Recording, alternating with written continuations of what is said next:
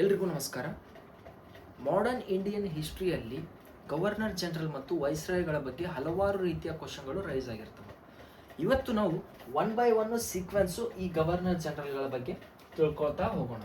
ಮೊದಲನೇದಾಗಿ lord Warren Hastings. ಇವರು ಬಂದಿರತಕ್ಕಂಥದ್ದು 1772ರಿಂದ 1785 ತನಕ ಇರ್ತಾರೆ ನೋಡಿ. ಇವರು ಭಾರತದಲ್ಲಿ 1772ರಿಂದ 1785 ತನಕ ಇರ್ತಾರೆ. 1772ಕ್ಕೆ ಇವರು ಬಂದಂಥ ಸಂದರ್ಭದಲ್ಲಿ ಇವರು ಕೇವಲ ಬಂಗಾಳದ ಗವರ್ನರ್ ಆಗಿ ಬಂದಿರ್ತಾರೆ. ಕೇವಲ ಬಂಗಾಳದ ಗವರ್ನರ್ ಆಗಿ ಬಂದಿರ್ತಾರೆ. 1773ಕ್ಕೆ ಏನಾಗ್ತಾರೆ ಇವರು ಬಂಗಾಳದ ಗವರ್ನರ್ ಜನರಲ್ ಆಗಿರ್ತಾರೆ ನೋಡಿ. ಯಾರು? ಲಾರ್ಡ್ ವಾರೆನ್ ಹೆಸ್ಟಿಂಗ್ ರವರು 1772ಕ್ಕೆ ಬಂದಂತ ಸಂದರ್ಭದಲ್ಲಿ ಬಂಗಾಳದ ಗವರ್ನರ್ ಆಗಿರ್ತಾರ. 1773ಕ್ಕ ಬೆಂಗಾಳದ ಪ್ರಥಮ ಗವರ್ನರ್ ಜನರಲ್ ನೋಡಿ. ಏನೋ ಬಂಗಾಳದ ಪ್ರಥಮ ಗವರ್ನರ್ ಜನರಲ್ ಆಗಿ ಇವರು ಬರ್ತಾರೆ. ಇವ್ರದ್ದು ನೆಕ್ಸ್ಟ್ ಇನ್ನೊಂದು ಪಾಯಿಂಟ್ ಏನು ಅಂತಂದ್ರೆ, ಇವರು ಬಂಗಾಳದಲ್ಲಿ ದ್ವಿಸರ್ಕಾರ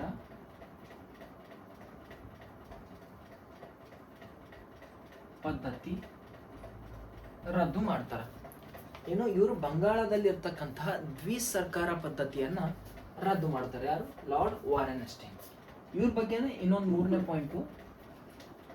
ಇವರು ಲಾರ್ಡ್ ವಾರೆನ್ ಹೆಸ್ಟಿಂಗ್ ರವರು ಕೋಲ್ಕತ್ತಾದಲ್ಲಿ ಬ್ಯಾಂಕ್ ಅನ್ನ ಸ್ಥಾಪಿಸಿದರು. ಇವರು ಕಲ್ಕತ್ತಾದಾಗ ಒಂದು ಬ್ಯಾಂಕ್ ಅನ್ನ ಸ್ಥಾಪನೆ ಮಾಡ್ತಾರೆ. ಸೊ ಇನ್ನೊಂದು ಪಾಯಿಂಟ್ ಇವ್ರ ಬಗ್ಗೆ, 1774ರಲ್ಲಿ ಕೋಲ್ಕತ್ತಾದಲ್ಲಿ ಒಬ್ಬ ಮುಖ್ಯ ನ್ಯಾಯಾಧೀಶ ಮತ್ತು 3 ಇತರ ನ್ಯಾಯಾಧೀಶರನ್ನು ಹೊಂದಿರುವ ಸುಪ್ರೀಂ ಕೋರ್ಟ್ ಅನ್ನ ಸ್ಥಾಪಿಸಿದರು. ಎಲ್ಲಿ? 1774ರಲ್ಲಿ ಕೋಲ್ಕತ್ತಾದಲ್ಲಿ ಒಬ್ಬ ಮುಖ್ಯ ನ್ಯಾಯಾಧೀಶರು ಮತ್ತು 3 ಇತರ ನ್ಯಾಯಾಧೀಶರನ್ನು ಹೊಂದಿರತಕ್ಕಂತಹ ಸುಪ್ರೀಂ ಕೋರ್ಟ್ ಅನ್ನ ಸ್ಥಾಪನೆ ಮಾಡ್ತಾರೆ. ಈ ಮೊದಲ ಬಾರಿಗೆ ಸ್ಥಾಪನೆ ಆಗಿರ್ತಕ್ಕಂತಹ ಈ ಸುಪ್ರೀಂ ಕೋರ್ಟ್ನ ಮೊದಲ ಮುಖ್ಯ ನ್ಯಾಯಾಧೀಶ ಯಾರು ಅಂತಂದ್ರೆ ಅವರು ಎಲಿಜಾ ಇಂಪೆ. ಏನು? ಎಲಿಜಾ ಇಂಪೆ ಅವರು ಈ ಕೋಲ್ಕತ್ತಾದ ಮೊದಲ ಮುಖ್ಯ ನ್ಯಾಯಾಧೀಶರಾಗಿರ್ತಾರೆ ನೋಡಿ. ಇದು ಇಂಪಾರ್ಟೆಂಟ್. UPSC ಇದು ಕ್ವಶನ್ ಕೇಳಿದಾರೆ ನೋಡಿ, ಇಂಪಾರ್ಟೆಂಟ್ ಅಂತ ಬರ್ಕೊಳ್ಳಿ. ಸೊ ನೆಕ್ಸ್ಟ್ ಈ ವಾರೆನ್ ಹೆಸ್ಟಿಂಗ್ ಅವರು ಬಂದಿರತಕ್ಕಂಥ ಕಾಲದಲ್ಲಿ ಇವರು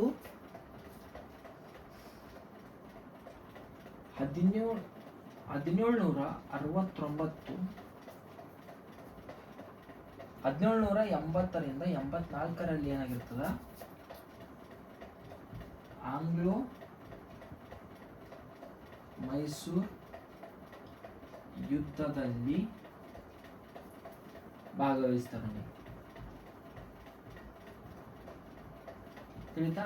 1780ರಿಂದ 84ರಲ್ಲಿ ಆಂಗ್ಲೋ ಮೈಸೂರು ಯುದ್ಧದಲ್ಲಿ ಇವರು ಭಾಗವಹಿಸ್ತಾರೆ.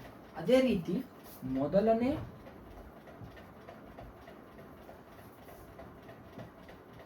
ಆಂಗ್ಲೋ ಮರಾಠ ಯುದ್ಧದಲ್ಲಿ ಇವರು ಭಾಗವಹಿಸಿದರು. ಸೊ ಇದಿಷ್ಟು ಪಾಯಿಂಟ್ ಕ್ಲಿಯರ್ ಆಯ್ತಾ? ಮೊದಲನೇ ಆಂಗ್ಲೋ ಮರಾಠ ಯುದ್ಧದಲ್ಲಿ ಕೂಡ ಇವರು ಭಾಗವಹಿಸ್ತಾರ. 1780ರಿಂದ 84ರಲ್ಲಿ ಆಂಗ್ಲೋ ಮೈಸೂರು ಯುದ್ಧದಲ್ಲಿ, ಎರಡನೇ ಆಂಗ್ಲೋ ಮೈಸೂರು ಯುದ್ಧ ನೋಡಿ. ಎರಡನೇ ಆಂಗ್ಲೋ ಮೈಸೂರು ಯುದ್ಧದಲ್ಲಿಯೂ ಕೂಡ ಇವರು ಭಾಗವಹಿಸ್ತಾರೆ. ಇದು ನೀವು ಇಸ್ವಿ ಕಮೆಂಟ್ ಹಾಕಿ. ಓಕೆ, ಯಾವುದು ಮೊದಲನೇ ಆಂಗ್ಲೋ ಮರಾಠ ಯುದ್ಧದ ಯಾವ ಇಯರ್ ಅಲ್ಲಿ ಆಯ್ತು ಅಂತಂದು ನೀವು ಕಮೆಂಟ್ ಹಾಕಿ. ಸೊ ಇವರು ವಾರೆನ್ ಹೆಸ್ಟಿಂಗ್ ಬಗ್ಗೆ ಇಷ್ಟ ಆಯಿತು. ಸೊ ಎರಡನೇ ವ್ಯಕ್ತಿ ಯಾರು? Lord corn Wallis. ಓಕೆ, ಇದು ಎರಡನೇ ವ್ಯಕ್ತಿ ಲಾರ್ಡ್ ಕಾರ್ನ್ ವಾಲಿಸ್. ಇವರು 1786 1786ರಿಂದ 1793ರವರೆಗೆ ಇವರು ಬೆಂಗಾಳದ ಗವರ್ನರ್ ಜನರಲ್ ಆಗಿ ಇರ್ತಾರೆ. ಈ ಲಾರ್ಡ್ ಕಾರ್ನ್ವಾಲಿಸ್ ಇವರು 1700 ಇದು ಇವ್ರದ್ದೇನಿದೆ ಅಲ್ಲ ಲಾರ್ಡ್ ಕಾರ್ನ್ವಾಲಿಸು, ಸೊ ಭಾರತದಲ್ಲಿ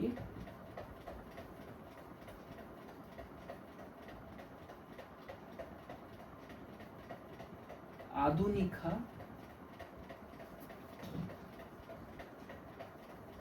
ಪೊಲೀಸ್ ವ್ಯವಸ್ಥೆಯನ್ನ ಜಾರಿಗೆ ತರ್ತಾರೆ. ಭಾರತದಲ್ಲಿ ಆಧುನಿಕ ಪೊಲೀಸ್ ವ್ಯವಸ್ಥೆಯನ್ನ ಜಾರಿಗೆ ತಂದವರು ಅವ್ರು ಯಾರಂತಂದ್ರೆ ಅವರು ಲಾರ್ಡ್ ಕಾರ್ನ್ವಾಲಿಸ್ ಅವರು ಆಗಿರ್ತಾರೆ. ಅದೇ ರೀತಿ ಸಿವಿಲ್ ಸರ್ವಿಸ್, ಭಾರತದಲ್ಲಿ ಲೋಕಸೇವಾ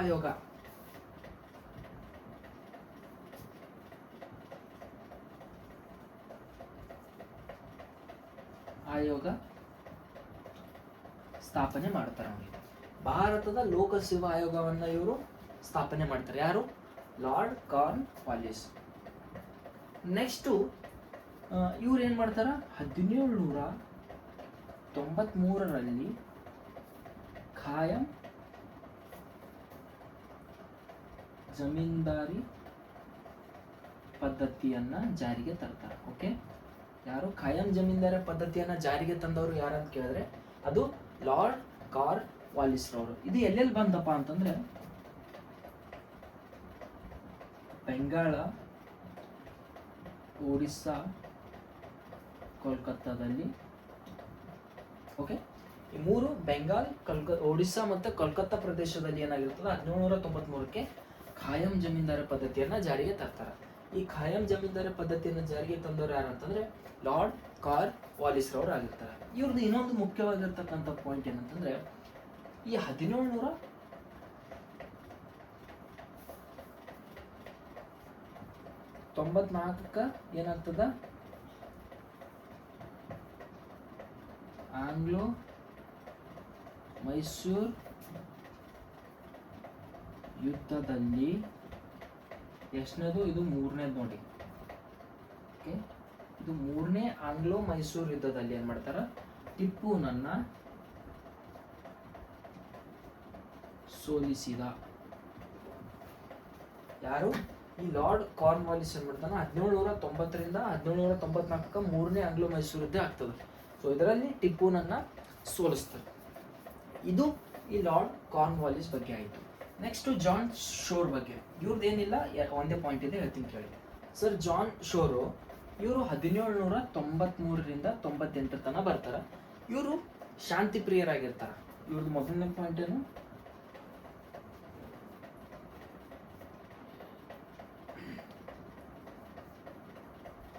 ಇವರು ಶಾಂತಿ ಪ್ರಿಯ ಆಗಿರ್ತಾರ ಮತ್ತೆ ತಟಸ್ಥ ನೀತಿಯನ್ನ ಅನುಸರಿಸಿರ್ತಾರೆ. ಇವ್ರ ಬಗ್ಗೆ ಏನೂ ಇಲ್ಲ, ಇವ್ರ ಹೆಸರು ಮತ್ತೆ ಇಸ್ವಿ ಅಷ್ಟು ನೆನಪಿಟ್ರು ಅಂದ್ರೆ ಸಾಕು. ಸರ್ ಜಾನ್ ಶೋರ್ ಬಗ್ಗೆ 1793 ಬರ್ತಾರ, 1798 ಇವರು ವಾಪಸ್ ಹೋಗ್ತಾರ.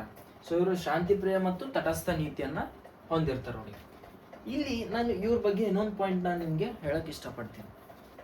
ಲಾರ್ಡ್ ವಾರನ್ ಹೆಸ್ಟಿಂಗ್ ರವರು ಇವ್ರು ಏನಾಗಿರ್ತಾರ 1785 ನಿವೃತ್ತಿಯನ್ನ ಹೊಂದಿರ್ತಾರ.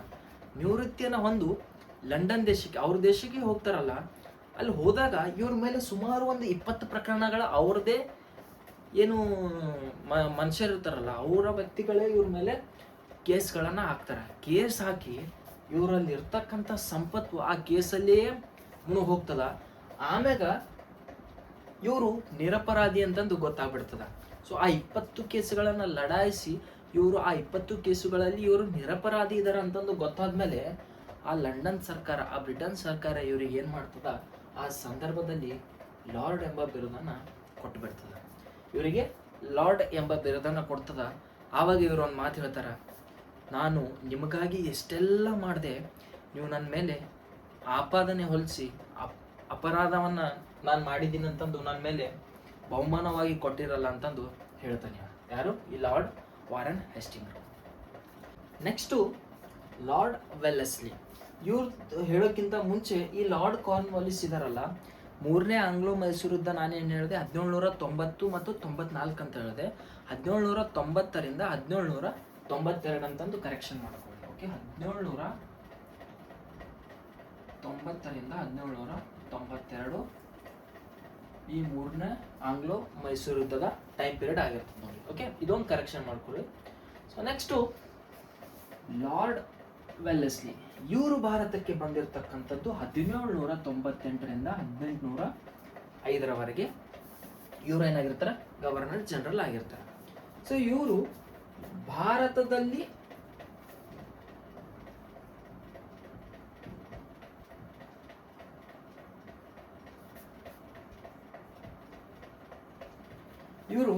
ಭಾರತದಲ್ಲಿ ಬ್ರಿಟಿಷ್ ಸಾಮ್ರಾಜ್ಯದ ಶಿಲ್ಪಿ ಅಂತಂದು ಕರೀತಾರೆ. ಇವರಿಗೆ ಭಾರತದಲ್ಲಿ ಬ್ರಿಟಿಷ್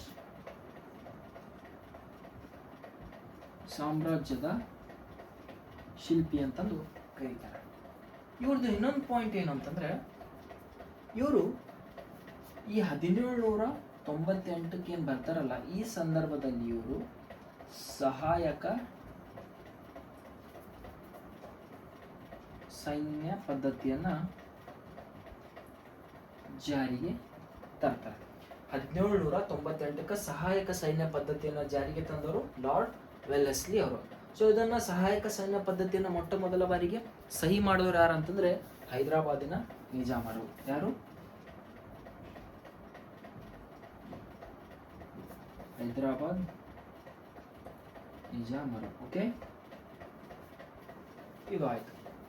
ಸೊ ನೆಕ್ಸ್ಟ್ ಪಾಯಿಂಟು, ಇವರು 1798ರಿಂದ 99ರಲ್ಲಿ ನಡೆದಿರ್ತಕ್ಕಂತಹ ಆಂಗ್ಲೋ ಮೈಸೂರ್ ಯುದ್ಧ, ನಾಲ್ಕನೇದಿದೆ ನೋಡಿದ್ದು, ಫೋರ್ತು, ಟಿಪ್ಪುನನ್ನ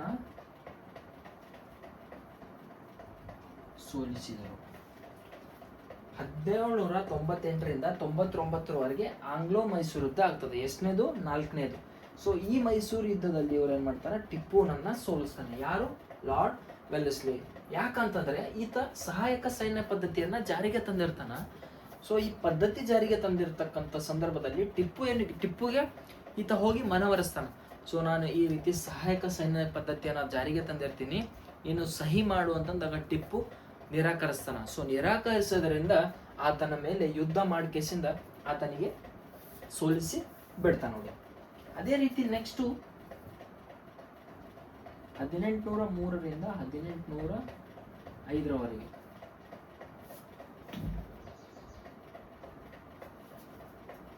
ಮೂರನೇ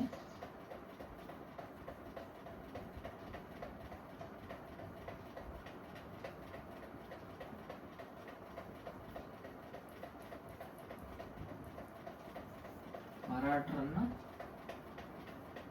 ಸೋಲಿಸ್ತಾನೆ. ಓಕೆ, ಸೊ 1803ರಿಂದ 1805ರಲ್ಲಿ ಎರಡನೇ ಆಂಗ್ಲೋ ಮರಾಠ ಯುದ್ಧದಲ್ಲಿ ಮರಾಠರನ್ನ ಸೋಲಿಸಿ ಬಿಡ್ತಾನೆ ನೋಡಿ. ಎಷ್ಟು?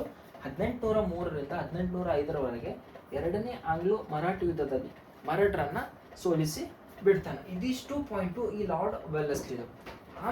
ಸರ್ ಜಾರ್ಜ್ ಬಾರ್ಲೋ, ಇವರು ನೆಕ್ಸ್ಟ್ ಗವರ್ನರ್ ಜನರಲ್. ಇವರು 1805ರಿಂದ 1807ರವರೆಗೆ ಆಳ್ವಿಕೆಯನ್ನ ಮಾಡಿರ್ತಾರೆ. ಇವ್ರದ್ದು ಸೇಮು, ಇವರು ಕೂಡ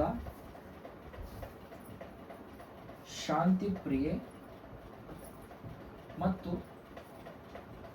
ತಟಸ್ಥ ನೀತಿಯನ್ನ ಅನುಸರಿಸ್ತಾರೆ. ಇವರು ಕೂಡ ಶಾಂತಿ ಪ್ರಿಯೆ ಮತ್ತು ತಟಸ್ಥ ನೀತಿಯನ್ನ ಅನುಸರಿಸಿರ್ತಾರೆ. ಸೊ ಮೂರನೇದು ಮತ್ತೆ ಐದನೇದು ಸೇಮ್ ಇವ್ರದ್ದು, ಏನು ಮಾಡಂಗಿಲ್ಲ, ಶಾಂತಿಯಾಗಿರ್ತಾರ, ತಟಸ್ಥ ನೀತಿಯನ್ನ ಅನುಸರಿಸಿ ಇರ್ತಾರೆ. ಸೊ ಇವ್ರದ್ದು ಕಾಲಾನುಕ್ರಮ ಸೀರಿಯಲ್ ವೈಸ್ ನೆನ್ಪಿಟ್ಕೊಳ್ಳಿ. ಲಾರ್ಡ್ ವಾರನ್ ಹೆಸ್ಟಿಂಗ್ಸ್ ಫಸ್ಟಿಗೆ ಬರ್ತಾರ, ನೆಕ್ಸ್ಟ್ ಲಾರ್ಡ್ ಕಾರ್ನ್ವಾಲಿಸ್, ಆಮ್ಯಾಗ ಜಾನ್ ಶೋರ, ಆಮ್ಯಾಗ ಲಾರ್ಡ್ ವೆಲ್ಲೆಸ್ಲಿ, ಆಮ್ಯಾಗ ಸರ್ ಜಾರ್ಜ್ ಬಾರ್ಲೋ. ನೆಕ್ಸ್ಟು ಇನ್ನಿತರ ವ್ಯಕ್ತಿಗಳಿದ್ದಾರೆ, ಅವ್ರದ್ದು ನೆಕ್ಸ್ಟ್ ಕ್ಲಾಸಲ್ಲಿ ಹೇಳ್ತೀನಿ. ವಿಡಿಯೋ ಇಷ್ಟ ಆಯ್ತು ಅಂದರೆ ನಿಮ್ಮ ಫ್ರೆಂಡ್ಸ್ಗಳಿಗೆಲ್ಲ ಈ ವಿಡಿಯೋನ ಶೇರ್ ಮಾಡಿ, ಚಾನಲ್ನ ಸಬ್ಸ್ಕ್ರೈಬ್ ಮಾಡಿ. Thank you.